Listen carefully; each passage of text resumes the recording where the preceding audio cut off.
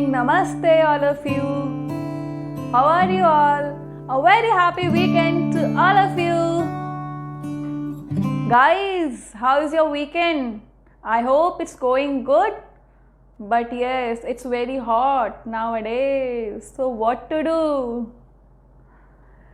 So हमने कल बात की थी पॉजिटिव माइंडसेट के रूल 1 के बारे में, solution oriented thinking, right?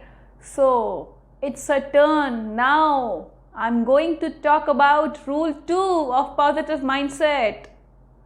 And rule 2 is handle your hurt correctly. है ना?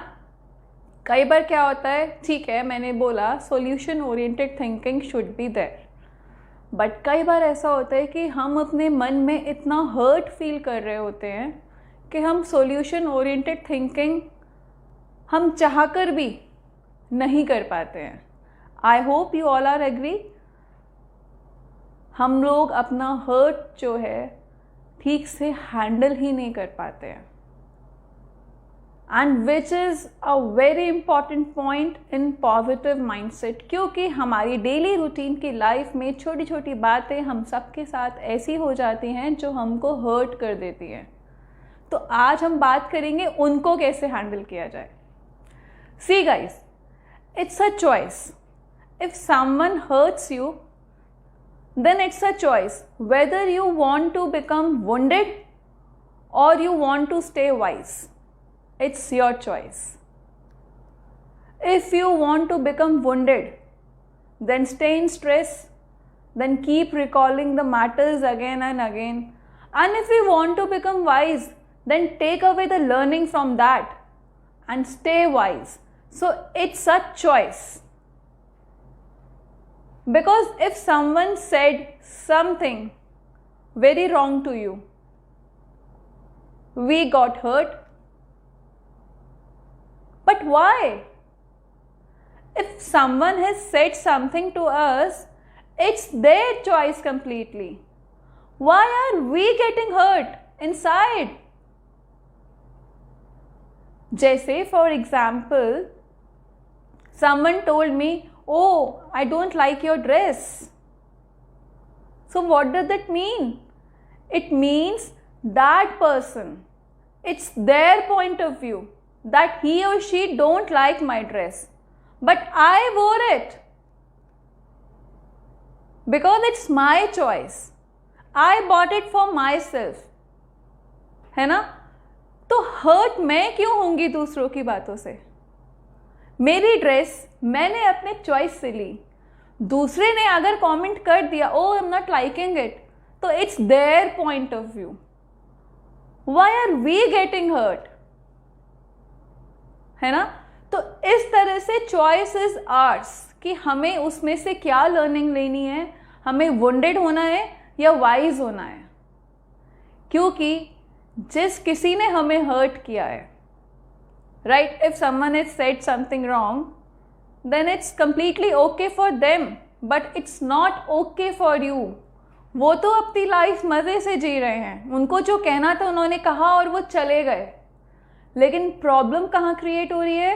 प्रॉब्लम यहाँ क्रिएट होती है, प्रॉब्लम यहाँ क्रिएट होती है, प्रॉब्लम यहाँ क्रिएट होती है. तो नुकसान किसका हो रहा है? Ultimately who is harming? We are harming ourselves. जिसने हर्ट करना था वो तो चले गए, वो तो मस्ती से अपनी लाइफ स्पेंड कर रहे हैं.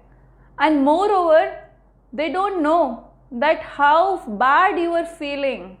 It's only you who knows about yourself, right? So choice is ours. तो बेसिकली हमें अपने हर्ट को हैंडल अगर हम ठीक से करेंगे ना, तो यू नो बहुत सारी सिचुएशन से हम लाइफ की बाहर निकल पाएंगे. बहुत सारी चीज़ों को हम अपने पर्सनल लेवल पर सॉल्व कर पाएंगे. और जब हम चीज़ों को पर्सनल लेवल पे सॉल्व कर पाएंगे तो हम देखेंगे कि प्रॉब्लम्स आएंगी ही नहीं. क्योंकि प्रॉब्लम्स आती क्यों हैं? जब हम चीज़ों को अपने पर्सनल लेवल पर we are not able to solve it.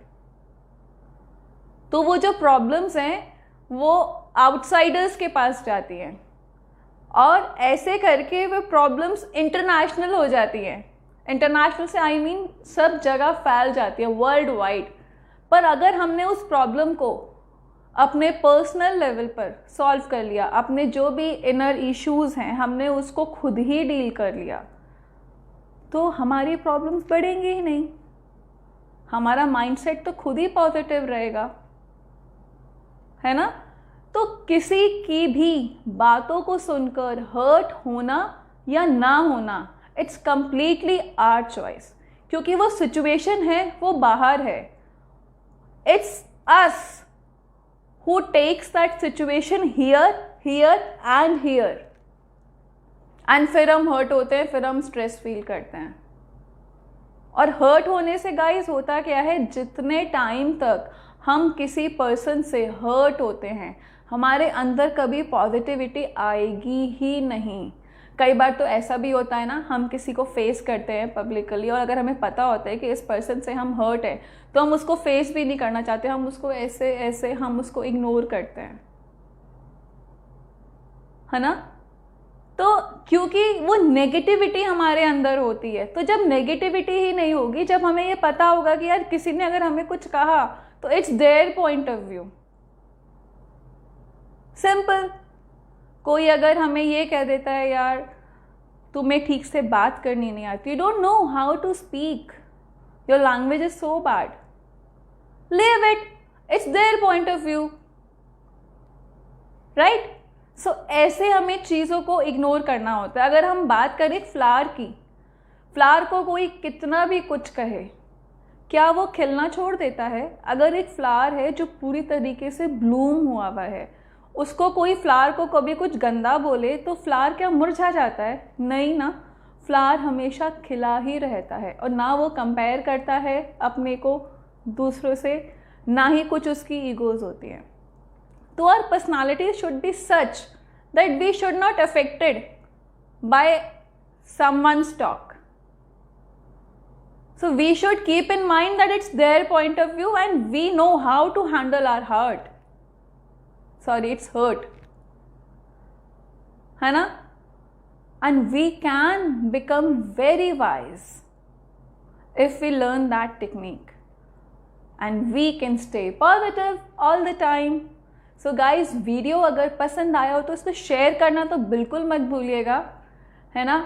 और क्या पता आपकी तरह और किसी भी की इस वीडियो से हेल्प हो जाए और मैं अपने मिशन में ज़रूर से कामयाब हो जाऊं। सो गाइज, रूल 3 के बारे में हम बात करेंगे कल। सो तब तक के लिए stay tune, stay connected, bye bye.